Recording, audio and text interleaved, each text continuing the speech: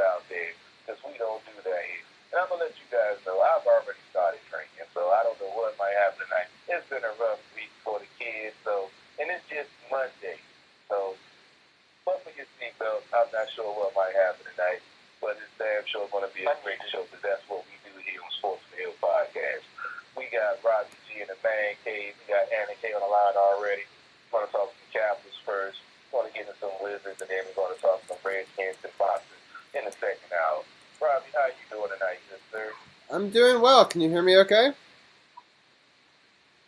Oh, yeah, you good to go. Yeah, I'm actually on my cell tonight, so it might be a different sound quality in the first hour. I'll be switching to the second hour, so hopefully my sound quality is pretty good going forward. You sound pretty good too, Robbie. Sounds good. Yeah, no, I'm excited to be here. I know it's a big week for us, so there's a ton to talk about with the Capitals and the Rangers, and lots of cool stuff to talk about. So yeah, I am excited.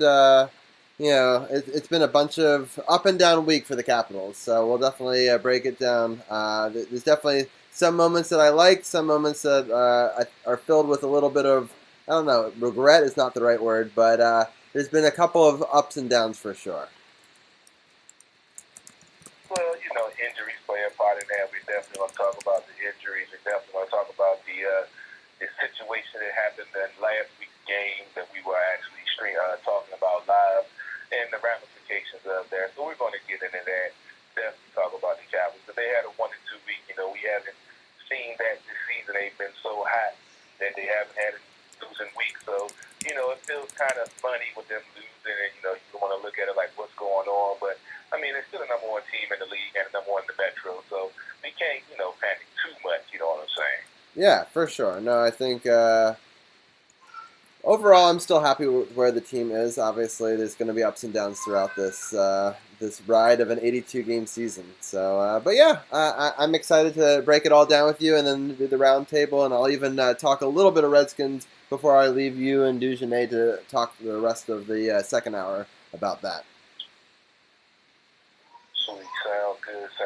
And make sure you go check out the District of Champions link for all the great apparel Robbie has designed for the champions we've had these last, 2 years with the Capitals, the Mystics, and the Nationals. So make sure you go check it out. The link is going to be everywhere. So go check it out. Help support Sports on the Hill podcast, True Radio Network, and rock with some championship gear. Why not? Yeah, exactly. I mean, to continue on that, just real quick. I know you got the pillow in the background. Yeah, I got the pillow in the background, and I'm actually, for the very first time ever on air, repping the new District of Champions t-shirt. I got it in blue, lots of different colors. You can get hoodies, get tank tops, get pillows, iPhone cases. I even have one of those right here. So I got all of this stuff going on here in the Man Cave, and hopefully people want to get it for Christmas, Hanukkah, Thanksgiving gift. Who knows? Whatever you're feeling thankful, want to rep your favorite podcast, definitely check it out. Definitely go to SportsOTHP.com, and I'll also put the link for the pillow in the description once this show is over. No doubt.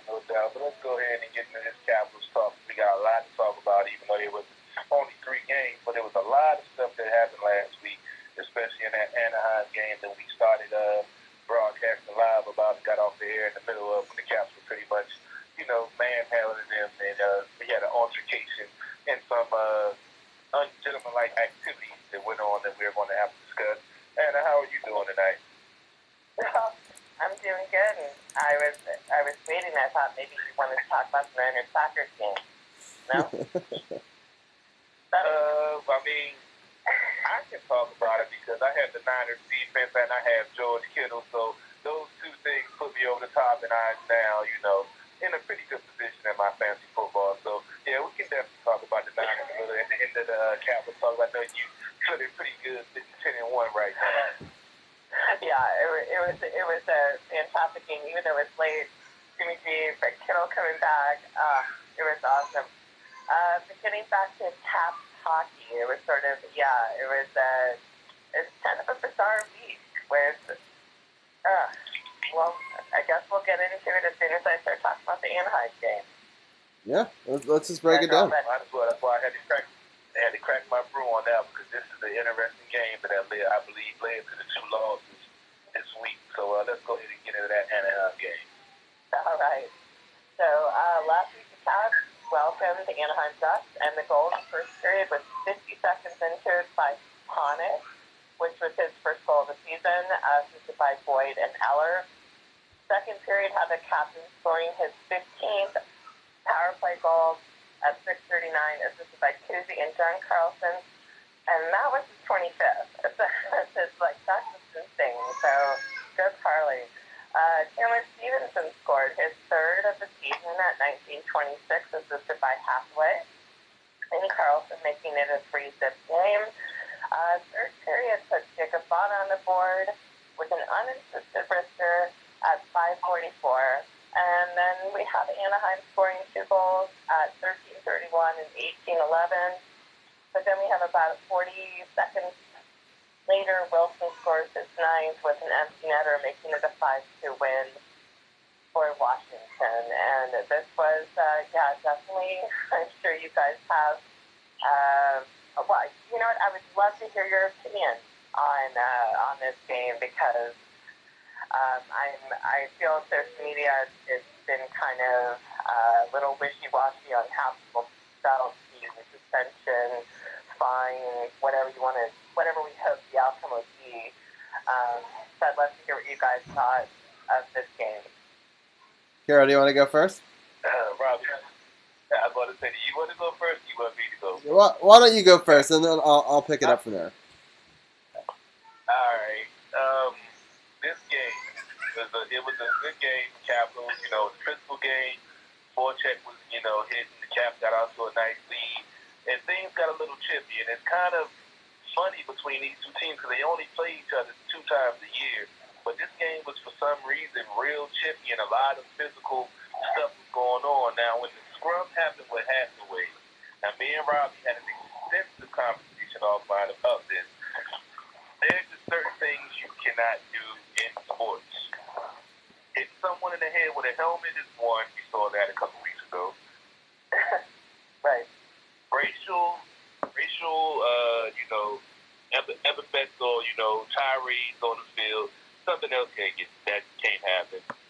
And spitting on someone. It cannot happen. That's just something that does not fly with anybody. With anyone in any situation. I don't care what the situation is. That is the worst. One of the worst things you can do to someone is to spit on them.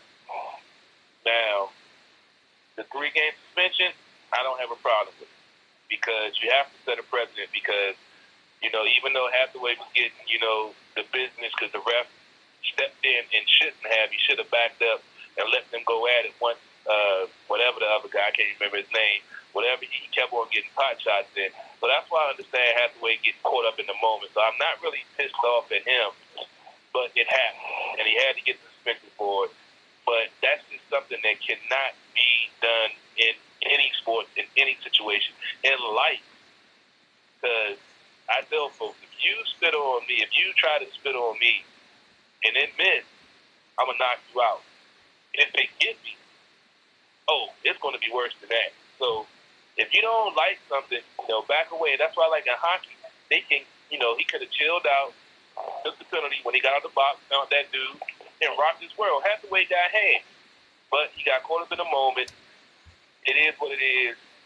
I don't have a problem with the suspension. I know, a lot of folks was upset with the 3 games, but I feel it was justified. I don't have a problem with it. Robbie, go ahead and break it down. Have your perspective.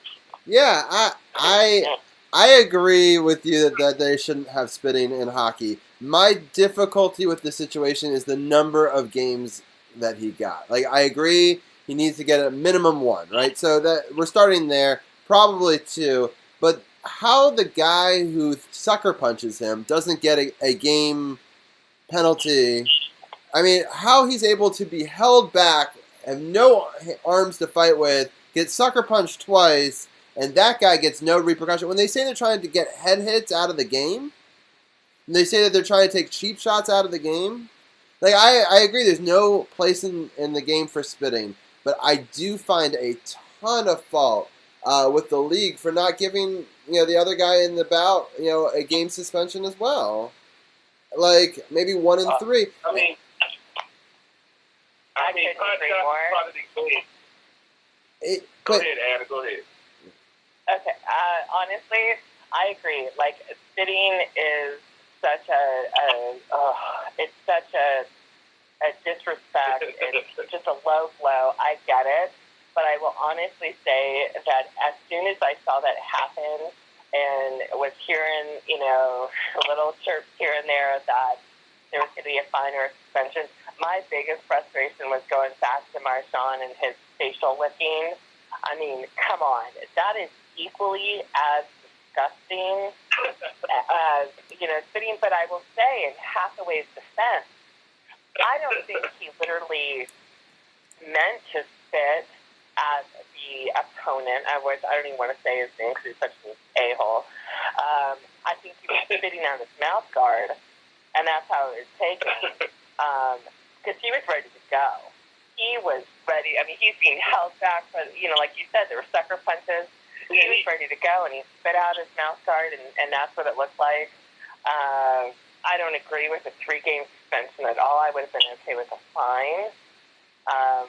But come on, how is spitting and face looking not the same? Not even the same, but in the same ballpark. Come on. I agree. The Marshawn thing that happened once. No, it did not. It was a repeated offense. It did not. It did. Yeah. I mean, we all know, but Marshawn is the only one that does it. Nobody else in the league is going to go around licking people. I mean, so it's not like the police is going to do that. And why is that okay? I know. I agree. And you know how much I hate Brad Marshawn too. But that's a totally separate incident because it's one player that would. No other player is going to go around style licking people. That's something that Brad Marshawn does because he's a dickhead. But spitting. But how many other players out there are spitting? But what Carroll's trying to say is it's trying to prevent it. You want to set a precedent so it doesn't start to happen. But that's why they did it. That's why I feel they did a 3-game suspension to over penalize it, to let folks know, hey, if you do that, we're going to do this. Even though it might seem like overkill, but we cannot have this in the game. You got fights in the game for a reason. There's no reason to spit on anybody when you can drop the mitt and knock somebody out instead of spitting on them. I feel like that's the logic behind it, in my opinion. I get that, but I still think... I totally get that. But what about the player the St. Louis player that decided to... players down and shove his face into the ice multiple times and cause injuries where he's out 4 to 6 weeks. And that guy gets a 4-game suspension. It's like, that's where I have such a difficult, not with your guys' opinion, not at all. It's with the inconsistency with the NHL that you cannot give something like, the severity of spitting is going to have 3 games. But almost like paralyzing somebody on ice so he's out 6 weeks is 4 games. Yeah. And that's what my frustration is. I mean, spitting is disgusting. It's like, come on. But that, I think it could have been a game or a fine, and I would have been okay with that. I'm with you, Anna. Well, I remember Hathaway does have a history when he was in Calgary before he came here with some questionable stuff that he had been fined and penalized for. So I feel like it was more of a reputation thing also. Because there were a couple of infractions up in Calgary when he was up there before he came here that, not saying they crossed the line, but they were close to the line. So he's one of those folks like Tom Wilson was when, all of the hits that he was making, even though they weren't illegal hits, they were hard hits, and folks aren't used to seeing a player like him do those things. So he had a reputation, and then folks that got hit by him would say he's dirty because they weren't used to getting hit as hard by somebody as physical as him. So I think reputation played into it also. Yeah, I hadn't really thought about the reputation part, and that probably does. And also the Capitals, they like to make an example of anybody wearing a red sweater. So I've seen that happen a lot too. So between those two things, I can't be surprised that it was a 3-game suspension. But I do agree with Anna that, how is that 3 games, but then, the crazy infraction, in front of the net where you're hitting someone from behind multiple times with intent to injure 4 games. That should be at a minimum double, right? 6? how are we figuring this math out? Does that player have a history of doing that? It was a one-time thing, or I'm not sure. I was. He's got a history of it for who sure. It was. Yeah. Well, which player was it? I haven't been in the loop. I'm sorry. I've been working a whole lot lately. So I'm trying to remember what the name. What incident are you speaking of? So there was a play, and now I can't remember. Bertoza. Do you remember who it was, Anna? Bertoza? Yeah, Bertoza. That's who it was. So he basically cross-checked a player face first into a goal, right? And then when he fell down into the goal, he was mad at him for getting near his goalie. So then when he was trying to get up, he cross-checked him straight down into his back in a way that could have, paralyzed him in a vicious manner. And the goalie tried to get a cheap shot on him, too. And they get 4 games for that. And it's just like, I don't... Whether or not he had previous... And he is a repeat offender. I mean, he is a dirty player, hands down. And so, I wouldn't have an argument about it if it wasn't okay, come on, repeat offender. I don't recall Hathaway having sitting incidents before, but we all know that, he plays, he's a physical player. I love the guy. I was like, he's going to obviously become one of my favorites. But it's like apples and oranges when you consider how how NHL is how they're dishing out these suspensions. It's 3 games for spitting and 4 from a paralyzing guy. It's like, come on, and God forbid. God forbid Tom Wilson did either one of those. He'd probably just have to say, okay, I'm done. They've retired my number, and that that's it, because he can't win. But it's that inconsistency that is very, very frustrating. I can't argue with that. It is what it is. I was frustrated with some of the suspensions that Wilson got. If I felt were unjustified. And like I said, I didn't see the play that you guys are talking about. I've been, like I said, I haven't been in the loop. I haven't been watching, getting my daily dose of NHL Network, so I didn't catch that. But, I understand what you're saying, but, yeah, that is rough. If he was cross-checking somebody like that, he should get more, especially to repeat the offender. And I don't think Hathaway had another spitting incident. He was doing, he's made some questionable hits and questionable things in the heat of battle, and that's why they know his name, that I feel. But it happened.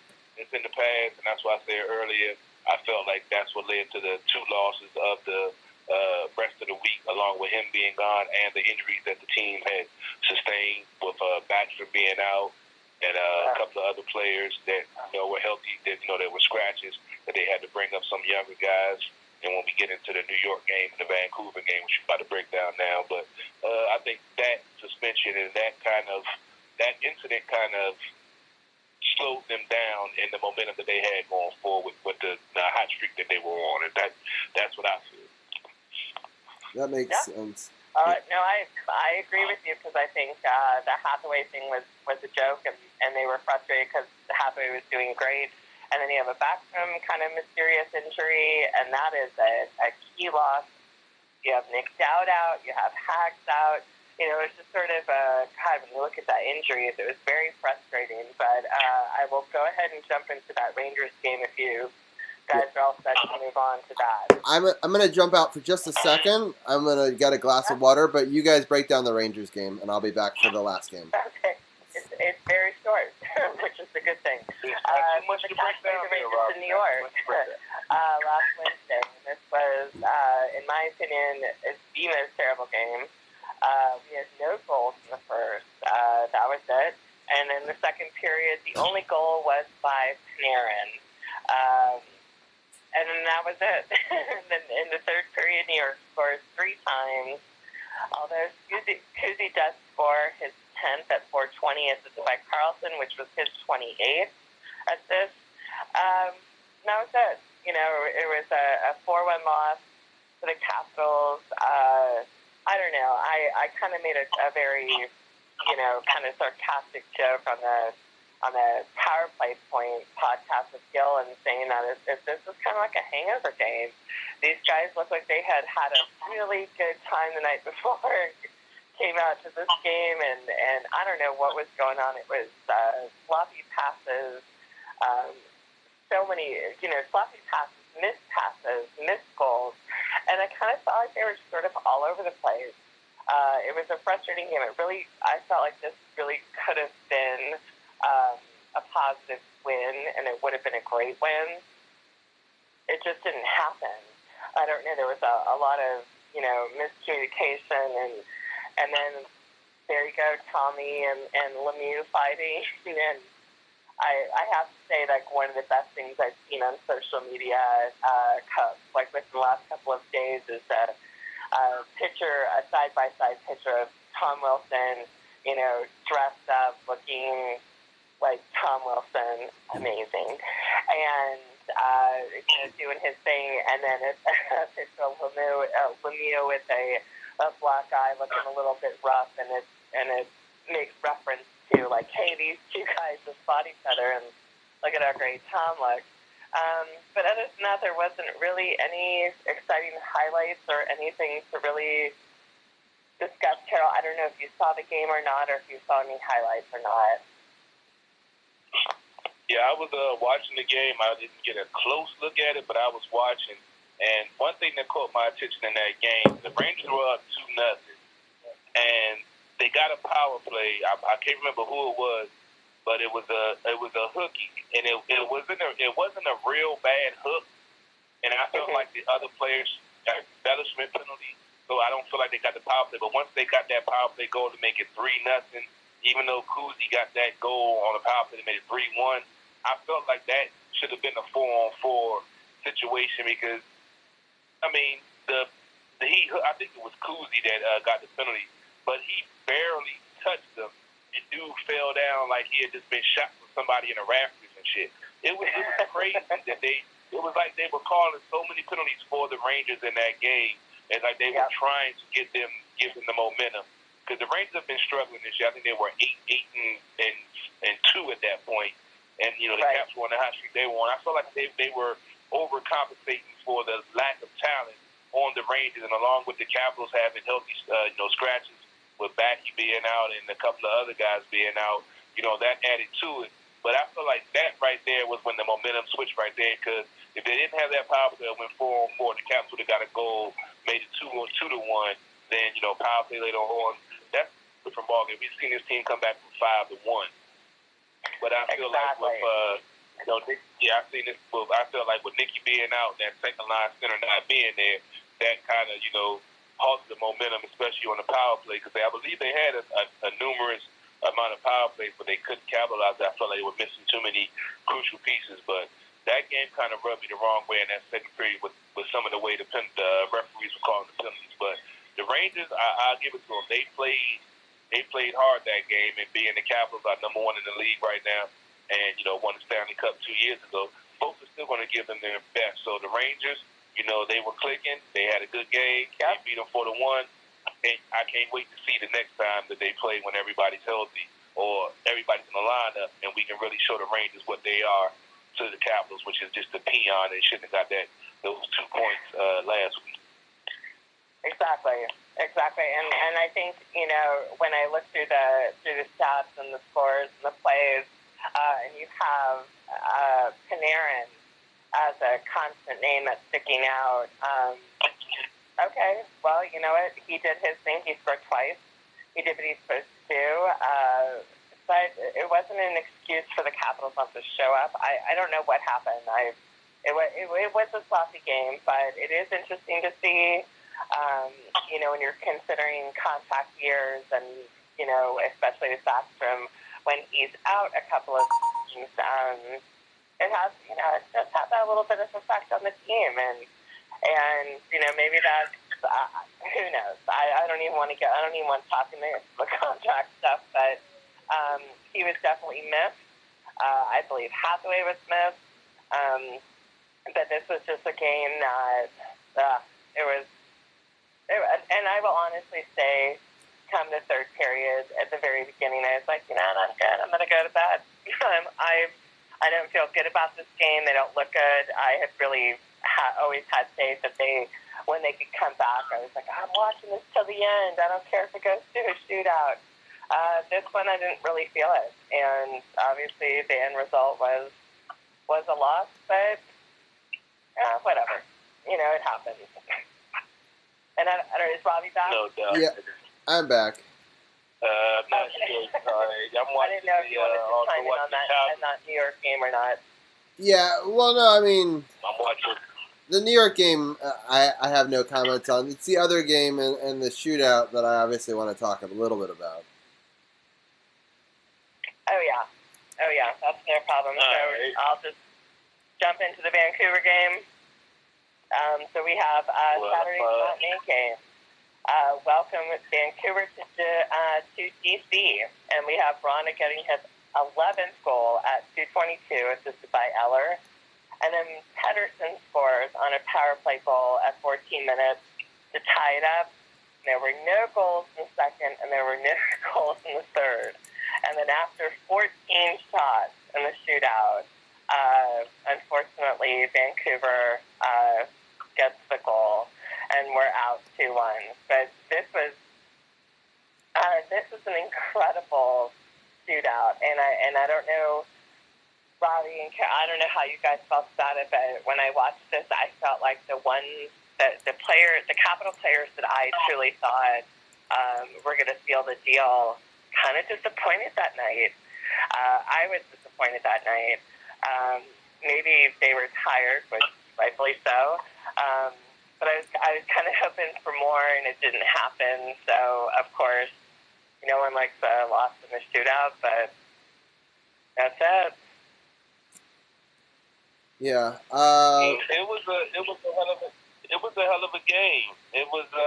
Markov was he was stellar in goal. He was stopping everything. He was, he stepped up to play the Capitals. He knew what was coming, and once again, they didn't have the full lineup, so you didn't have the same crisp offense like they normally do. But you got to give Markstrom, Markstrom.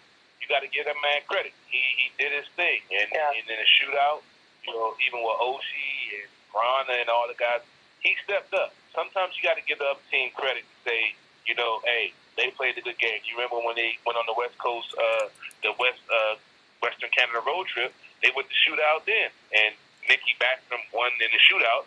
Didn't have him this time, so unfortunately, there was only one goal in the shootout. So Hope played a hell of a game. Markstrom played a hell of a game. It's just one of those games you got to say, Vancouver played a little bit tougher. Well, you can't even say they played a little bit tougher because it was 1-1 at the end of the game, and they just got a lucky bounce. Remember, they actually went to a challenge video review on the Eller shootout goal because they thought that it went in, but it hit off the sidebar, clanked off the crossbar, and went out. So the Capitals thought they had the game won, but they went to review, and then the Vancouver guy came down and he beat Hobie clean. I mean, sometimes you got to give credit to the other team that they just played a better game that night. So here's my thought. I love the game. Great game. And it was a hard-fought game, both teams. And maybe we stole a game in Vancouver that we should have probably lost. And maybe this is just sort of karma. They get the extra point, and these two teams are pretty much deadlocked and dead even. I hated that this had to be decided in the shootout. The shootout was very entertaining. Went to 7 rounds. I enjoyed the shootout, during the thing. But when Hopi loses the game after, having 6 rounds of stopping people and an incredible game where he only lets 1 goal in, I feel for the guy. And then the other thing is, I knew the second that the Eller goal, when it didn't go in, because I had celebrated. I had my family in here. I was high-fiving Zach and Liz, and we were all so excited. And when it came back, I said, the second this comes back, the momentum just shifted in this game, and we're going to lose this game. I had zero doubt in my mind at that point.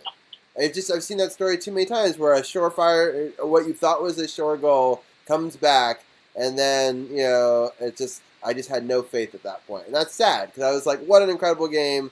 I was so excited, and then when it came back, I was like, this is over. And that was what happened. And it was just disappointing, because those are almost the games where I'd be okay with a tie. And I get that, Carroll, we had this debate last week, but, I thought both teams, both goalies, everybody played evenly. Let's say it goes past 6 rounds of the shootout. If it's still tied, maybe it's a tie. Maybe the team's tied, So you can't have a tie when there's a point differential in the game. In the NFL, you have the tie. That's why they have those rules in overtime. If the first person kicks the field goal, the other team can go back and kick the field goal to fourth. Going back and forth. I get that, but that's just for it's still going to be a win or a loss. In hockey, is the point involved. There's an extra point for getting that overtime win. So you have to have a deciding factor. Like we said offline, I love shootout during the regular season, and the fact that in the postseason it goes to sudden death overtime, that you play until somebody has, gets that goal to win the game. It can go 3 overtimes, it can go 4 overtimes. They're not going to stop playing until somebody wins it. I feel like with regular season, it makes sense because points are very crucial, going down the line, and the rank of wins and all of that stuff plays the key part of playoff positioning. So you have to have that deciding factor in the regular season to get you to the postseason when you get to that sudden death round, and then it's do or die. There is no tie. Either you score or you're going to keep playing until you do score. And you got to break the tie. What do you feel? I know you lean towards the shootout. You don't really like it like Robbie, but with the way I just broke it down with the regular season and the postseason, don't you feel like the shootout is the justified way to end the game, and that there should not be a tie where both teams just get 1 point? Sorry, Robbie. I agree with Carroll. And I can say this, because Gil and I just had a big argument about it on our show. But I feel like when it comes down to this, it's and it doesn't just come down to one player, which is what I'm okay with. It's not just about the goalie. You have chances of your top players showing their skills. So it's not just like all of a sudden it's just the captains go against each other, or however, you have an opportunity for your top players and to really just do what they can do and show it. And that's why I'm okay with it, because it's not a common occurrence. It happens so much. It happens. But although we're seeing it more with the Capitals than we care to this season, but I will say, my biggest frustration with the shootout last night, of all the players, and I thought, okay, Ron has got this, and okay, it didn't happen. I will tell you, I was the most disappointed in John Carlson. Because here's a guy who wins the hard hit, the 108 mile an hour, win, and it was just, come on. And when he went to go shoot the puck last night, it was like nothing. It was like he was just like in a warm up, and there wasn't that effort there. Are they tired? Of course. I understand that. But honestly, I think this is the way to do it. I don't want to keep going and going and going in periods until someone. No, I don't think so too. Well, then maybe I don't know. I understand what Carroll you're saying about the points and how it would basically it would hurt the teams for doing it. But then I was thinking, well, that goal is so much more valuable then because both teams have to go for it. I'm not saying to go forever. I'm saying going 10 minutes. And if they don't score in those 10 minutes, and that's going to be a fast pace, everyone's going to go all out to try to get that extra point. I don't know. But we could save the debate for another day. But I just wanted to point out that it's not necessarily a cut and dry issue, mostly because I feel bad. I enjoy the shootout when I watch it. When we win, I think it's exhilarating, and it is fun for the fans, and I do enjoy it. It feels like I'm watching like the Olympics or an All-Star game. It doesn't feel like how a hockey game where they've just put it all on the line for 60, 65 minutes. That's how it ends. That Holtby has to have that crushing moment. You know what I mean? I don't know. And I get that. Actually, always has to be a winner and a loser. Yeah, there always has to be a winner and a loser. That's the beauty of sports. There has to be a winner and a loser. In sports, there rarely is such thing as a tie. What about soccer? What about in football? You have to have a winner or a loser. It happens though in other sports. Anyway, it's fine. We let's get into this upcoming schedule real quick because we're gonna have to switch to Wizards talk in a second here. So the first game is against the Panthers. It's in Washington on Wednesday. Carol and Anna, what are your thoughts on the Panthers coming to town?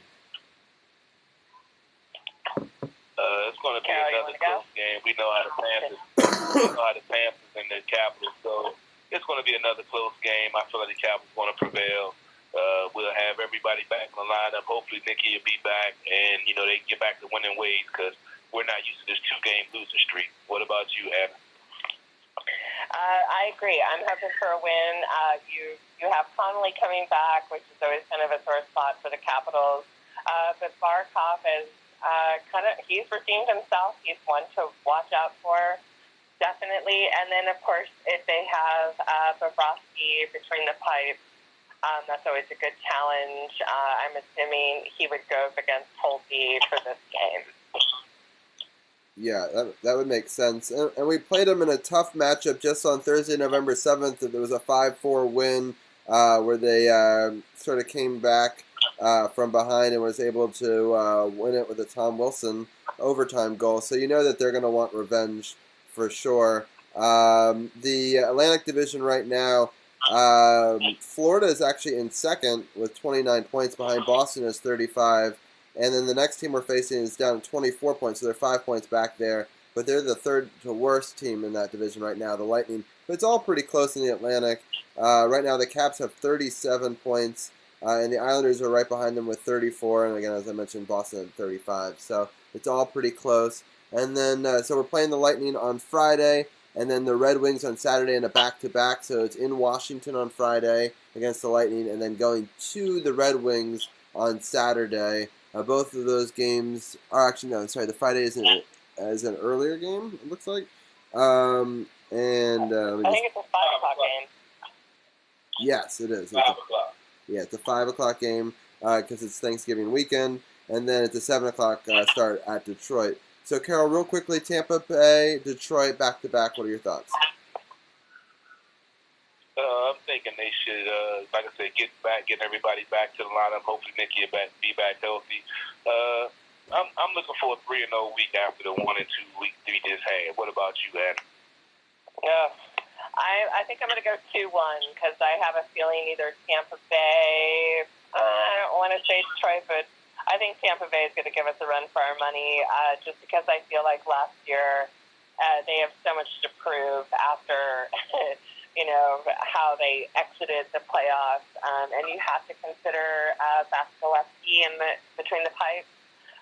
He's no joke, and they're 11-7-2, which is not bad. It's truly not bad. And then with Detroit, we do have Madison Valley. Just a little Caps moment, and then of course you have Bertuzzi. So people look out for. I think they're to go 2-1. But I just really, really want to see Backstrom out in the lineup for sure. Yeah. The Red Wings are they've lost so many games in a row, and I hate teams that are like that because they're desperate. They're actually playing a Toronto team that had lost a lot of games in a row until they fired their coach, which I thought was an interesting move because I don't think that the coach was the problem there. But then they play Detroit. Has this huge 6-game losing streak. Then they have to play Toronto, Philly, and then us. So it's going to be an interesting week for the Detroit Red Wings. So, I mean, if they end up coming in with an 8-game losing streak, they're going to be real desperate for sure. So that's something to watch out for. It's just desperation on the road. That's never a good thing as a visiting team. But I think we have the capability to win all 3. I think we'll probably win 2. I think that's probably a pretty good look into what will happen. All right, well, that is the week that was and the week that will be. And so, Anna, thanks for coming on. SportsOTHP.com. Click the Power Play Point Podcast button. I know that their episode is already up from yesterday, so definitely check it out. I'll definitely check it out while I work tomorrow. And Anna, any final thoughts before we let you go? I just hope everybody, listeners, but especially you guys and your families, have a happy and healthy and safe, awesome Thanksgiving holiday. Yeah. Are you going to stay local for it? I am. I had my mom in from California on Saturday, and my brother was here, so I cooked a big feast, and it was nobody died, nobody had salmonella. It was so that's always a good thing.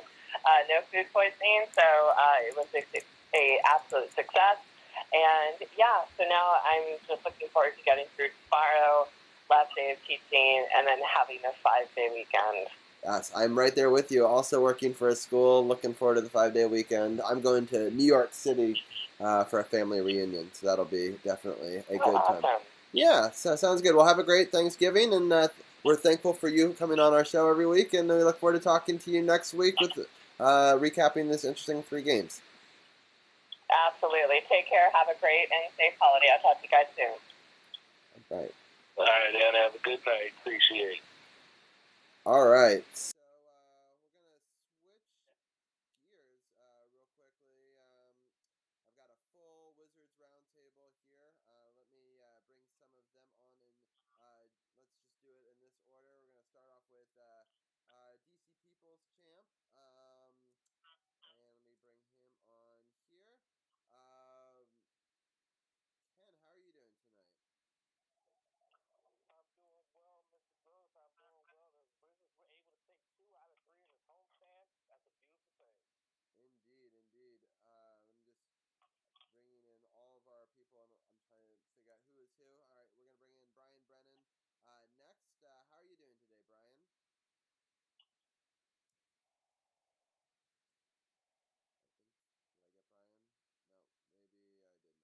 No, maybe I did not. Brian, are you there?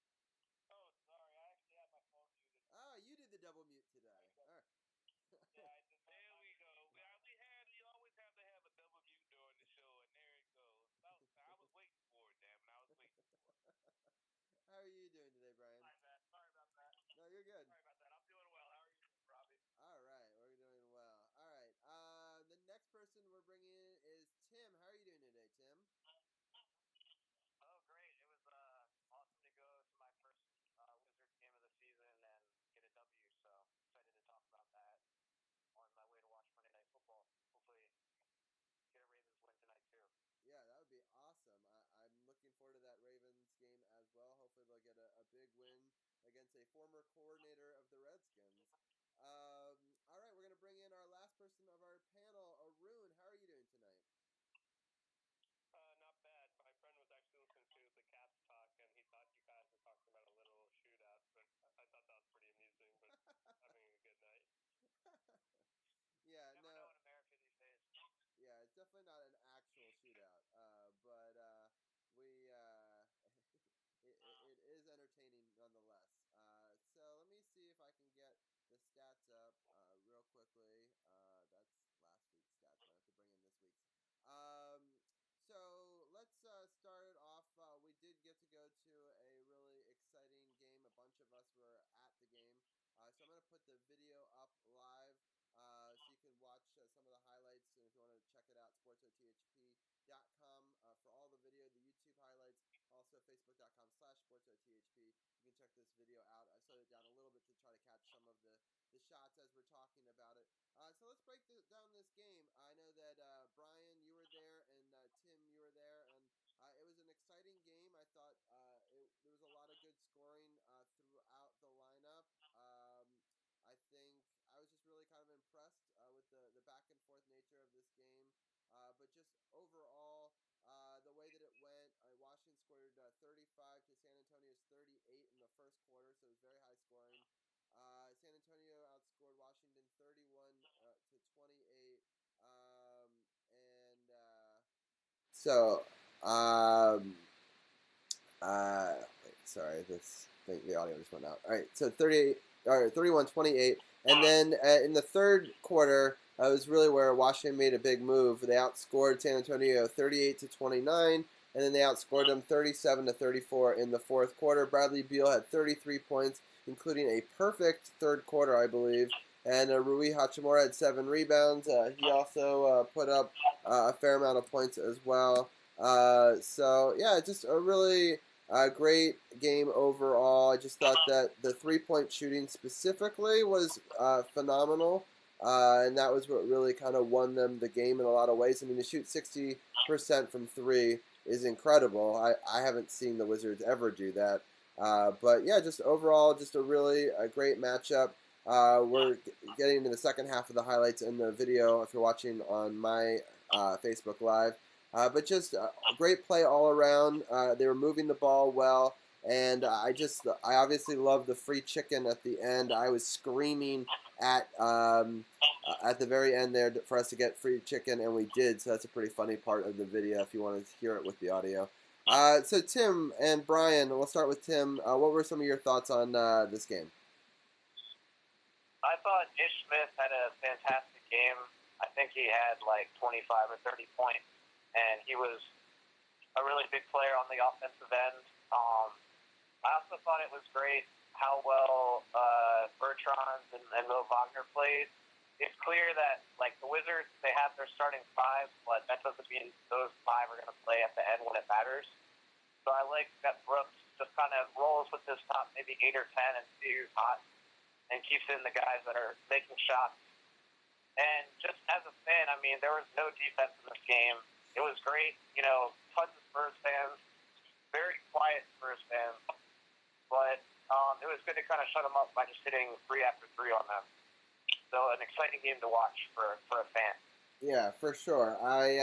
They were not quiet down in the 100 section, although my section behind me was nearly empty, and so you could hear obviously fans a lot louder, and because the people if they're going to go to the game, they're going to pay the $10 ones and sit up top. It seemed, but I agree. I thought the bench just played phenomenal. I think between Ish Smith, Wagner, and Bertans, they were able to put up, it looks like it was 55 points. Yeah, so, I mean, that's just crazy. Barely missing from 3. So, just, just really great shooting all around. And I just thought it was a great team game. Brian, from a Knicks fan's point of view, what were your thoughts going into this game? Yeah, I had a lot of fun at the game, too. Good for first Wizards game of the year. Hopefully I'll get the chance to go to a few more later this year. Yeah, you said it. The third quarter was really where everything turned around for the Wizards, and Bradley Beal was the catalyst. He had 21 points in the third quarter. Definitely a great game for him, but it was almost kind of quiet. I think Tim and I were talking about it after the game, saying, like, we didn't realize how well Beal was doing in that game, because you're almost too focused on how well the guys on the bench were doing, too, like Bertans and Wagner and Ish Smith. Bertans and Ish Smith put up 21 points each. You focus on that a little bit, forget that Beal had a great game, too. And one last thing, I didn't realize how bad the Spurs had been. I didn't realize they were on a 7-game losing streak. That streak ended against the Knicks the next game, so good for them, I guess. But, I didn't realize the Spurs were that bad going into this game and were really struggling. Yeah, a couple of things I didn't realize. I didn't realize how bad they were, and then obviously I thought that the Spurs played really well in this game, and that's why they scored so much, and the Wizards had to match that intensity because they were trying to get off the snide. But I also didn't realize that Tim Duncan was the assistant coach now, and that's really kind of cool because I got to see Tim Duncan play in college at Wake Forest, then I got to see him as a pro, and and now I've gotten to see him as a coach, so it's kind of cool. And the footage right now, if they're watching my Facebook Live, you can see me meeting the mascot and taking a picture with him after the game, and then we actually walk onto center court after the win, which was really cool. I also, just before that, showed us getting the chicken, which I was super excited about. It's always fun to get free chicken. I know that, Brian, you actually took advantage of the free chicken. Yeah, I did. I went to the Chick-fil-A in Columbia Heights, so shout out to Chick-fil-A in Columbia Heights for the free chicken on Thursday. Nice. Awesome. All right, well, I think we've broke down this game enough. Let's go back and get the rest of the team in here to talk about well, I'll let Champ, do you have any final thoughts on the Spurs game before I switch games? Well, I mean, the Spurs game is just another example of, your defense is still needing a lot of work, but you have so many players that contribute, and you take down a team that's still considered one of the elite teams in the league. And so that's my one thought. Is it was definitely a great game. See, I listen to the games because I'm good friends with radio announcers. So I listened to the game, and it was definitely exciting to hear the excitement in the arena and hear how the team just rallied to be able to take down teams such as the Spurs. I also love our radio announcers. I'm friends with them also on Facebook, and they are a fantastic duo. I try to catch them on the radio as well. It's definitely a good listen, and I highly recommend it. So, shout out. If you ever go to another game, you can go and actually meet with them before the game. Yeah, I know. I've been meaning to do that. I did get to sit floor seats, so I got free beer and free food before the game, so that was a little more appetizing. But I definitely, next time I don't sit in those seats, I'm gonna 100% go hang out with them. And I've talked to them about maybe coming on the show. They're just very busy guys. A lot of games that they're covering, and they also work for NBC and a bunch of other stuff. So, but we're trying to get them on the Sports on the Hill podcast sometime soon for sure. So. Hopefully we'll have that before the end of the Wizard season. That'd be awesome. All right. Arun, any final thoughts on this game before we switch gears to the next game? Yeah, this is the first time that a team actually played zone defense versus the Wizards in 162 possessions. And after this game, Rui was shooting 4 of 20 from three-point range. Oh, wow. That's pretty amazing. So, all right, so let's get into the next game. I'm trying to pull up the stats for that on our live stat scoreboard right here. So the next game was against Charlotte. They started off with the Wizards being outscored in the first by 134-33. Charlotte took a little bit more of a lead in the second, 34-29. Both teams scored 28 in the third. And the Wizards tried a furious comeback here. We're able to put 35 points on the board to the Hornets 22. They're still. Oh wait, the Wizards won this game. I'm sorry. They did, the comeback did happen. I unfortunately didn't get to watch the fourth quarter. So that's what happened in that game. So let's start with Champ. What happened? How were they able to overcome in the fourth? The defense, which has still been the weakest part of this team, stood up when it needed to the most. Being down late in the fourth quarter, they clamped down when they needed to. They got stingy. They allowed themselves to finally play some solid defense and erase a 13-point deficit. Bergren played well off the bench. McCray played well, including making a couple shots that sealed the win. Of course, Beal was a big leader out there, scoring 30 points and adding 12 assists. Thomas Bryant played well in the middle, getting a double-double. But it was one of those situations where your defense didn't play well most of the game, but when it needed to play, it needed to play extremely well, it did. And that's what was needed. And that's why they were able to come out victorious against this team. They played extremely physical down the stretch and allowed their offense to be able to go out there and score the points they needed to be able to get the victory. They did give up a career-high 31 points to Miles Bridges, but it just wasn't enough. For sure. Arun, what were some of your thoughts on this game? It was the Wizards were down big, 13 points in the fourth quarter, and I really thought McCray really had a good effort down the stretch. He really played good defense. They tried to guard him with Zeller, who's a big man for the Hornets, and he's a 7-footer. He couldn't keep up with him. And I think Beal had a big turnover off of a steal, and he threw the ball away. And immediately after, McCray had a big steal to redeem Bradley Beal. It seemed like the last couple of games, the Wizards have gotten sloppy with leads in the final stretch of the game, and luckily it didn't come back to bite them in this one, even though. And then it was interesting that it was a game where I was the first time checking out Terry Rozier and playing with the Hornets, and he's not even the leading scoring point guard on the team. It's Graham. Devontae Graham has 19 points a game. He's kind of like their Kemba Walker replacement. So overall, it was interesting to see the Hornets, who going into this game would be a playoff team in the East, but the Wizards moved up to the 9th slot in the East, and if they keep playing this way, they could make the playoffs, but we'll see what happens. Yeah. All right. Tim, do you have any thoughts on this game? No, I I just thought it was a great finish, like everybody said. I mean, I was watching with Mike and Brian part of it, and we also sort of gave up in the third quarter, but then checked our phones and watched the winning time. So, it's always good to not choke a game like that Houston won early and pulling out. They shouldn't win, really. Yeah, for sure. All right. Brian, any final thoughts before we move on to the last game? No, I just like everybody said, a good comeback win for the Wizards. Defense really stepped up late, and another 30-point game for Bradley Beal. I think overall a good win for the Wizards. For sure. All right, let's get into the last game. It's the Sacramento Kings one.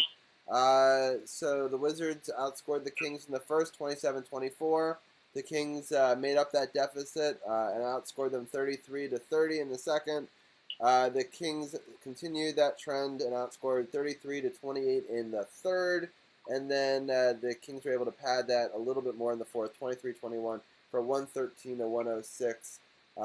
But stats don't tell the whole story. So, Champ, what were some of your thoughts on this game?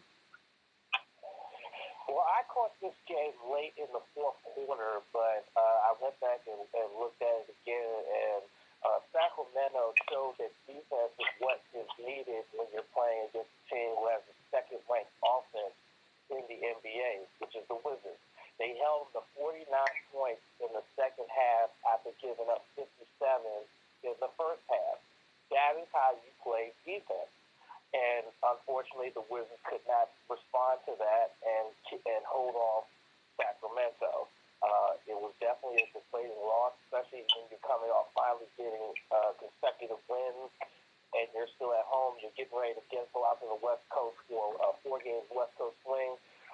It was definitely a very disappointing loss, and hopefully that this does not derail them as they get ready to go out west. So it's going to be a tough West Coast swing.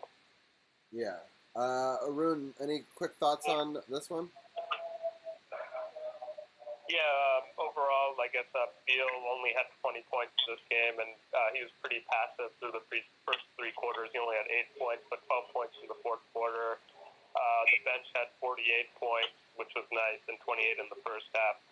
I think Isaiah Thomas, he was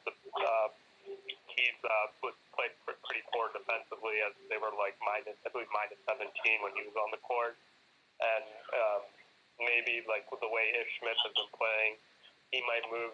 At least he might not start the games, but he's been the one that's been closing out games in the fourth quarter, and that might be the way to go. And so IT starts playing better defense. Sounds good. All right.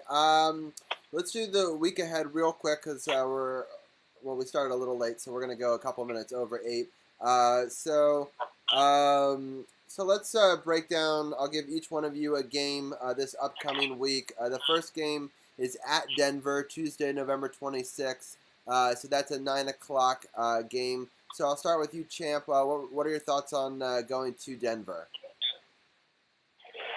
Right now, the Nuggets are currently the second-best team in what is known as the toughest conference in the NBA, the West.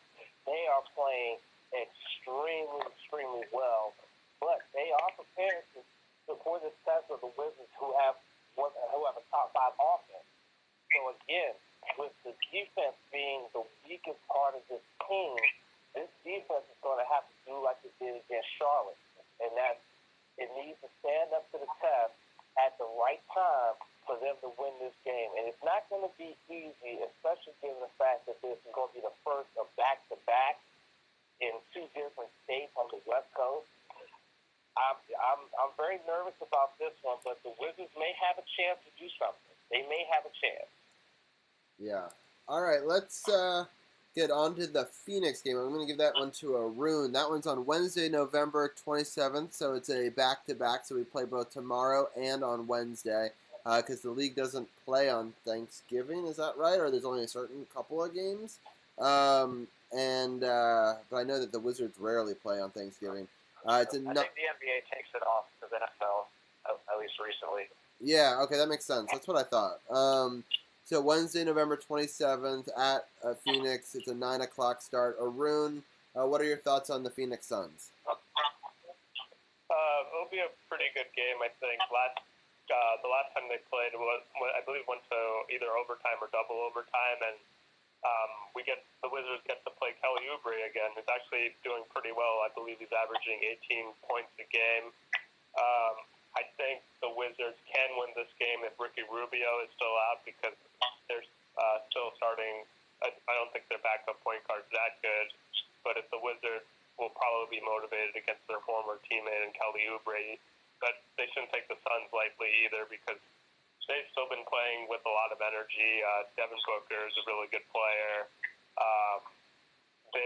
They're without their center, DeAndre Ayton, who's the number one pick. He was suspended for a PED performance, but should be a really good game.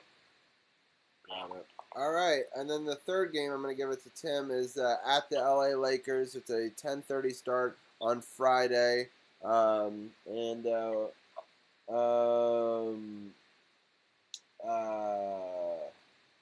what are your thoughts on the LA Lakers game? I mean, this is going to be one of the biggest kind of probably money lines out there for the Lakers of the whole season. Just, the Lakers, I think, have only lost 2 games, if I remember correctly, and just been playing great basketball. It's a hard place to win. The Wizards, haven't had the greatest start. So I would say if we could, as a Wizards fan, somehow pull out a win like this, it's arguably the best of the season. So, maybe they'll have the element of surprise. Maybe some of that trip to San will hurt the Lakers early, and we'll get lucky. That's my one hope. Yeah. All right. Brian, with that week, the Denver, Phoenix, and Lakers, from an outside point of view, what are your thoughts on how you think the Wizards will do this week? It's going to be a tough week, obviously. I think Denver is, like you guys said, the second best team in the West right now. They just have a loaded, I think there are a lot of guys on the Denver team that not necessarily a lot of people talk about, but they're stars. They're quiet stars. And that's going to be a tough game.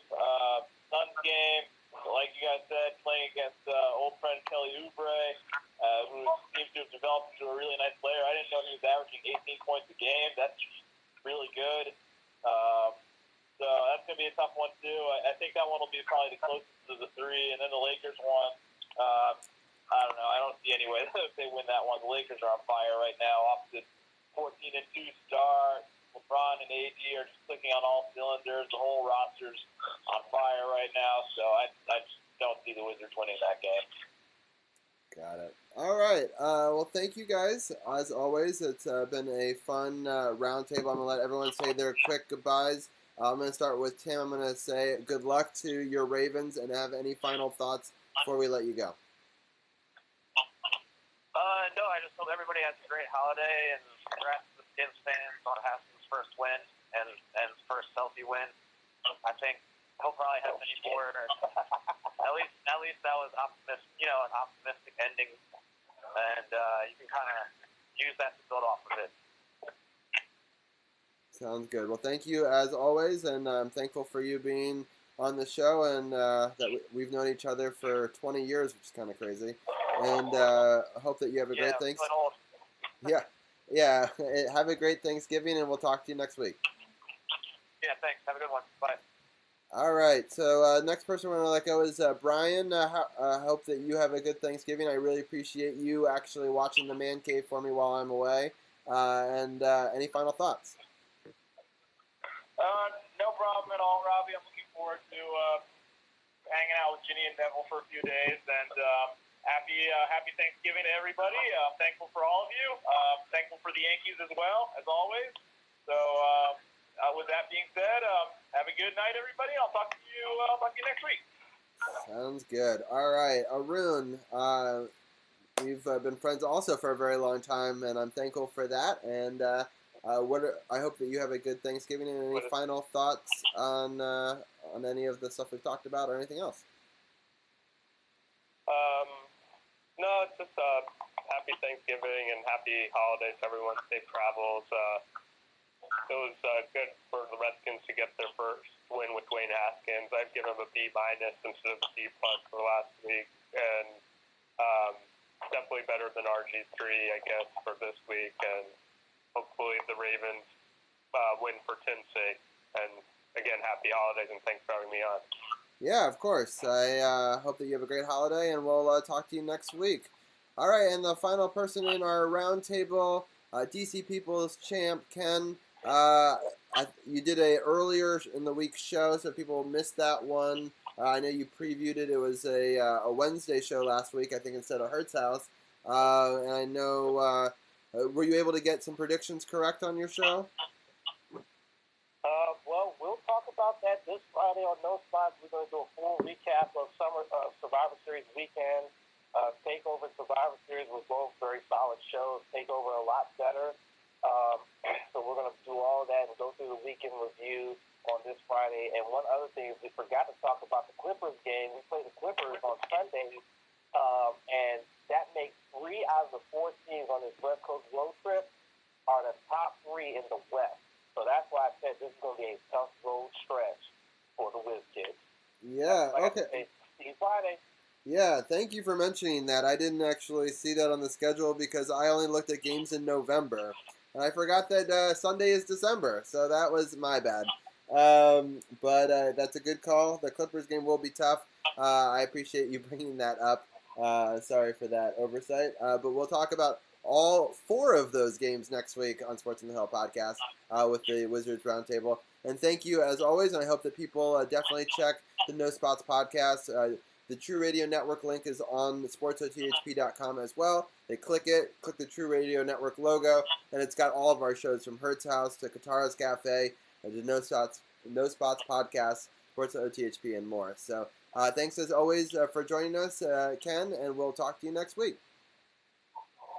We are in SP. All right.